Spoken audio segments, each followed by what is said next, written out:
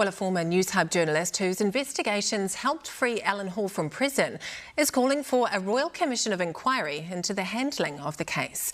Mike Wesley-Smith's reports in 2018 and 2020 were initially ignored before the Supreme Court overturned Hall's conviction last year.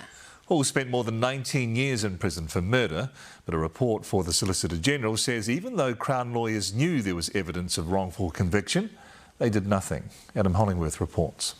Alan Hall and his family are angry justice still hasn't been fully served after another inconclusive report into his wrongful conviction for murder. I just live for the day.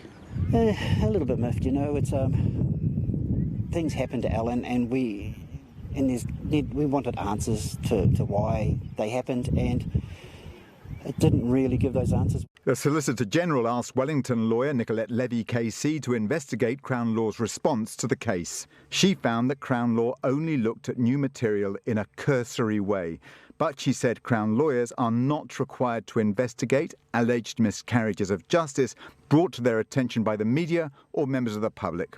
She's referring to evidence brought forward by former Newshub reporter Mike Wesley-Smith 4 years before Alan Hall was eventually freed.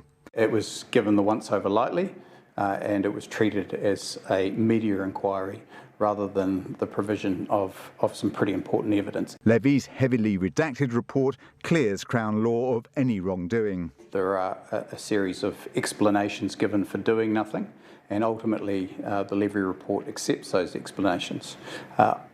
The family doesn't. The Supreme Court last year concluded Hall's trial was profoundly unfair and constituted a miscarriage of justice. They had a close enough look at it to call it untidy. They got an opinion from the police about it, and the police were calling it ugly, and despite that, nothing was done. For example, one witness had described a very different killer. A tall, sturdy, strong like a bull, 6-foot Māori man. Alan is none of those things, never was. Former Newshub journalist Mike Wesley-Smith found in 2018 that crucial witness evidence had been deliberately altered and withheld by police during Hall's trial and appeal. This is who detectives ended up arresting. Wesley-Smith's evidence alone was enough to convince the Supreme Court of his innocence, but that process took 4 years. When something goes seriously awry like that, usually the response is to have a Royal Commission of Inquiry, and I think that's what's needed here. It would have been nice to see Crown Law's report come out with more detail on why Alan had to spend another 4 years in jail.